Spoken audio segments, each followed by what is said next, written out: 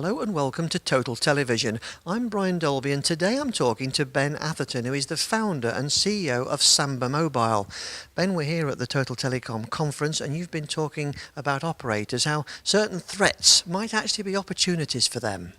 Yes, I mean, the way we look at the industry from Samba's point of view is that in the past operators would offer voice, they'd offer SMS, and they'd offer data. But obviously, with the explosion of smartphones, what we've seen is every single application in the planet can be accessed via a mobile phone, or, by that matter, by any mobile broadband connected device. So the way we see it is that the opportunities out there for operators to, if you like, grab a larger slice of that pie by being open to innovation and by encouraging entrepreneurs to build applications on their platforms is a way for them to drive more revenue. Yeah, now how do they embrace it? How do they get involved? Okay, well, they get involved. We take the example of Samba. So my company, Samba Mobile, what Samba Mobile does is it creates a better way for brands and individuals to interact. Now, that's it's a big concept. What does that actually mean in terms of an application? So what it means in terms of an application is on Samba, you buy a SIM for your 3G device, which is a tablet or a laptop, or you buy a dongle and SIM for your tablet or laptop. And you select and view very high quality advertising from blue chip advertisers, and in return you get mobile broadband data. So effectively you get a free ISP, a free 3G ISP. So that's one example of how it could happen. Now, I know Samba Mobile has only been going since I think July this year, but you yourself have quite a history in both the advertising and the telecom sector. Just tell us a bit about your background and the company. Yeah, thanks, Brian. So my background, I started my career at a company called CIA, which is now part of WPP, and I spent 7 years in and around that company. So I got a real understanding of advertising from an audience perspective. So what brands want from their audiences across all different types of media platforms. And this was in the very early days of the internet. This is before the internet really exploded. This is before mobile data existed. That was my first sort of chunk of my career. And then I went on and worked for Orange for a number of years. I worked in the content and partnerships area, and I ran that division globally for Orange for a few years in the early 2000s. And I worked very closely with a lot of the major global content providers, so the Hollywood studios, the big music companies.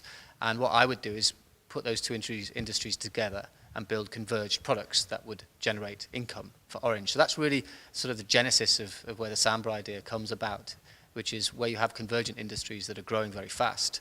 You have this opportunity to create new business models, and those new business models are going to drive new revenue. So that was the first time the Samba idea came about. And after that, I worked at a company called Digicel, which is a privately owned telco owned by an Irish entrepreneur called Dennis O'Brien. And then after that, I started another company, co-founded another company called Brandtone, which was funded by Unilever. And Brandtone exists for D&E markets. And the purpose of Brandtone is to drive sales of FMCG products in countries like South Africa, Brazil, Turkey, Russia, Kenya, which just launched recently. And we work with a lot of major global FMCGs. So there I learned a lot more about really what FMCGs want out of the mobile phone, and particularly in Africa where there's no internet structure, no mobile broadband structure. What they want is a connection with their user. They want a one-on-one connection with their user that they can drive not only from a brand perspective but also from a sales perspective.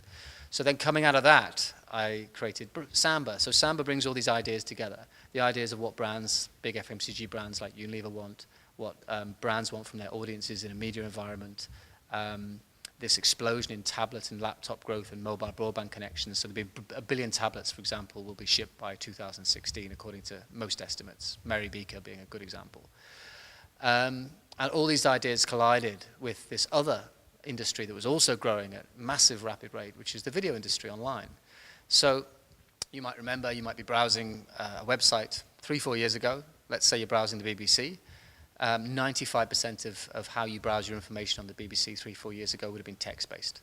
Now, you're probably browsing 30, 40, maybe even 50% of your content from the BBC in video. So what's happened is this huge explosion of video consumption in the UK. So I put all these things together, the tablet explosion, the growth of mobile broadband, and what advertisers wanted with audience. And then I added a fourth ingredient, which is the change of consumer behavior. So what people want from brands.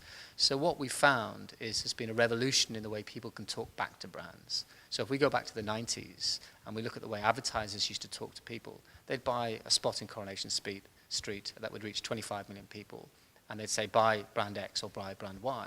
But you can't do that anymore because the world's A, fragmented across many, many different media platforms, and B, people actually want to interact with brands, and in many cases they want brands to change products for them.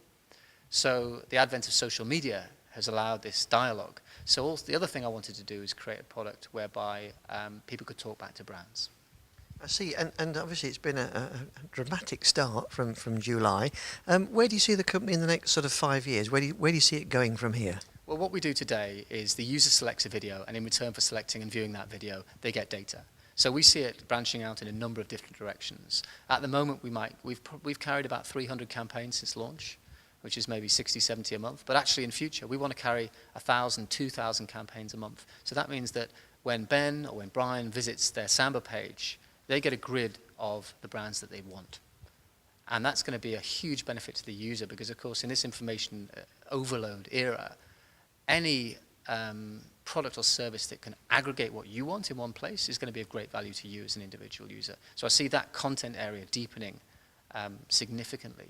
And then I see the value exchange changing as well. So at the moment, we give a value exchange against mobile broadband, but in the future, it could be against other types of internet currencies. So it could be against gaming credits, for example.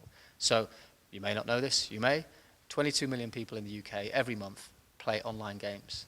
And they're not 18-year-old kids. They are people my age, people your age, everyone from the age of 10 to the age of 60. You know, Angry Birds is a good example of a product that's played across the entire age spectrum. So we'll expand that type of value exchange across different currencies. So it sounds like a right solution at the right time. You must be tremendously excited. Before you go, just tell me, why Samba?